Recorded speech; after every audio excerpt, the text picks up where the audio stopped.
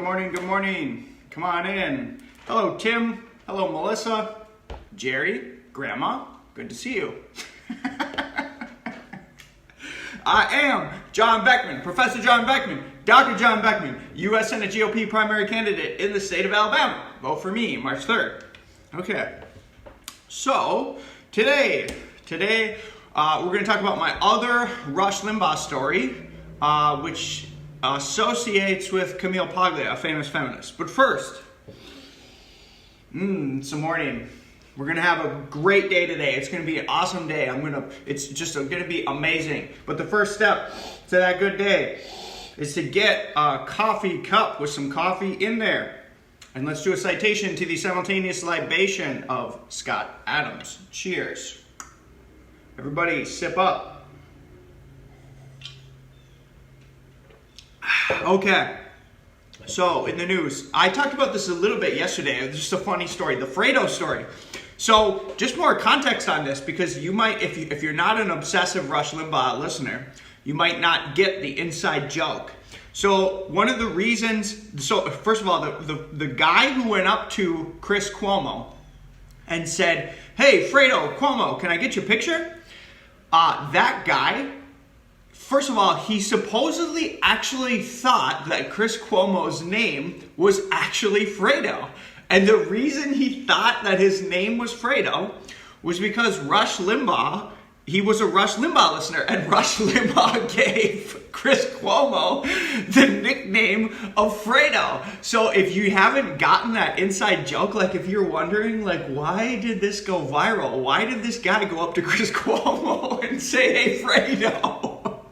It was because for years now, Rush Limbaugh has called Chris Cuomo Fredo Cuomo. So if you're not in on the inside joke, I'm just letting you guys know. And this also segues into my other Rush Limbaugh story. So I told my first Rush Limbaugh story in one of the videos back. I think the title of that video was when I asked a Nobel Prize winner to carry my bag. So if you want my first Rush Limbaugh story, you can go to that video. But I'll tell you my second Rush Limbaugh story today. But let's take another sip. Usually right about now is when everybody's dropping out of the video. So let's do a sip. Cheers. All right. So my other Rush Limbaugh story. Okay, so I used to be at Yale University in Connecticut, in New Haven. I was a postdoctoral fellow there in molecular biophysics and biochemistry. And Yale is like an amazing architectural place. So if you like art and if you like architecture, Yale's an amazing place because it's one of the oldest schools in the country. It was like founded in, it's either the 1600s or very, very early 1700s. Okay, founded before America actually became America, before the Declaration of Independence. So Yale is super old, and all the buildings at Yale are also in turn very, very, very old. And so they have these beautiful architectural, structural motifs. And there's also lots of, it's funny because Yale's so liberal, and you walk around and there's all these liberal people, liberal students, liberal protests, but if you actually look around at the motifs and the architecture of the campus, it's super conservative because it was built so long ago that when it was built, people put in all this like Americana, patriotic like imagery, like gargoyles and things like that. But like, it's like they have like eagles everywhere. They have like e pluribus unum, like American imagery, like not programmed, but built into the buildings at Yale. So it's funny because if you walk around and you actually look at the buildings, it's like all about the American Revolution, and they have like really old graveyards that have like on the campus, literally on the campus, that have like American revolutionaries and people who signed the original Constitution, like bits buried in this graveyard. So it's super actually like American, the architecture. And I always liked walking around. I would walk around the campus, like during my lunch. I usually don't eat lunch, and usually what I'll do is I'll just take a walk. And I'll walk, and I usually have a circle, and I walked around campus. And so I got super familiar day to day looking at these like sculptures, looking at all these things that were built. Never seen a bearded lady? Oh, this guy's getting blocked. What's even the point of that? What's even the point of that? Okay, anyway.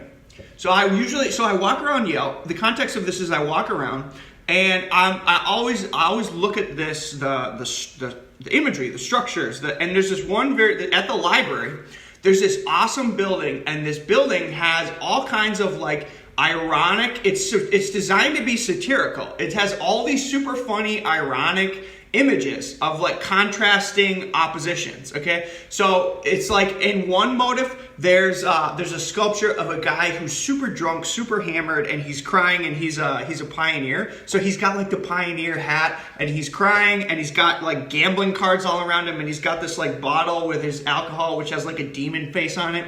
And then right next to him is like this preacher who's like holding up a Bible and is like preaching to this guy.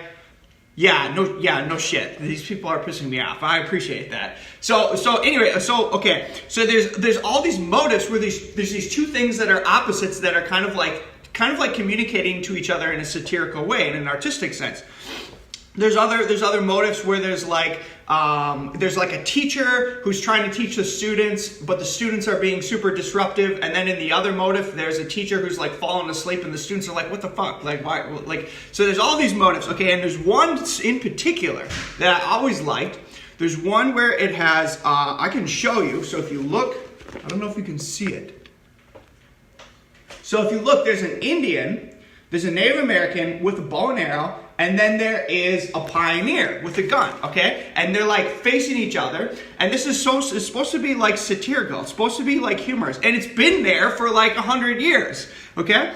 So I would walk around and I would take pictures of these things, okay? And one day I was walking around, and now look at the picture right next to it. Look at the picture right next to it. I was walking around and I noticed that they covered up the pioneer's gun with cement. So the politically correct students, when I was there, got upset because there was this sculpture on the building where there was a pioneer that had a gun. And so they were like, "We don't like guns. We don't like pioneers because the founding fathers were all racist, blah, blah, blah, blah, blah." And then they like ruined the sculpture, destroyed the sculpture by putting cement over top the guy's gun. Okay, so how does this relate to Rush Limbaugh? So this drove me nuts because I'm a huge art fan. I like architecture. So I took a picture of this, and I was like, this is wrong. This is wrong because people don't have a sense of, nobody has a sense of humor anymore. Nobody can understand satire and irony. And it's like, just because these students don't like guns doesn't mean you should destroy a piece of art because they don't get it. Like, I'm a person who actually appreciates this shit, and you're destroying the stuff that I enjoy. Okay, so I was like, who could I contact that would like share my cause here, that would like agree with my perspective on this? And I was trying to like figure out like how could I like break this as a story, because as a story it's an interesting news story that literally the students are getting so radical on campus. They're becoming such social justice warriors that they're literally destroying art, and they should be the people, like the liberals should be the people that are like a fan of free speech and a fan of art, but they're not. They're opposite of that. They want to control all imagery and all talk and all free speech in a way that only appeals to them. Okay? So I was like, who can I contact? Okay?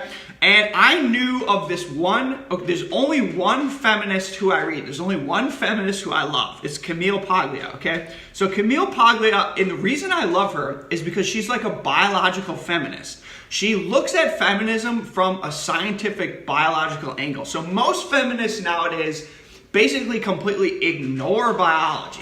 They ignore any differences between men and women. They propagate all this ridiculous gender stuff.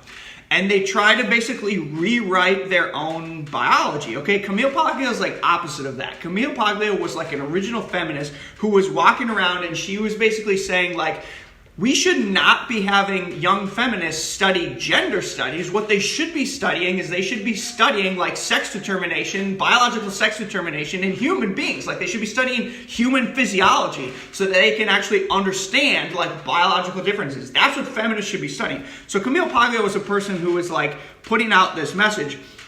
And I love her. I love reading her stuff because like there's a few, if you read a lot, there's a few authors that you sort of connect to who you feel like are actually writing to your own brain. They're like, it's almost like they're thinking the thoughts that you would think, and they're communicating that to you. So Camille Paglia is one of those people for me.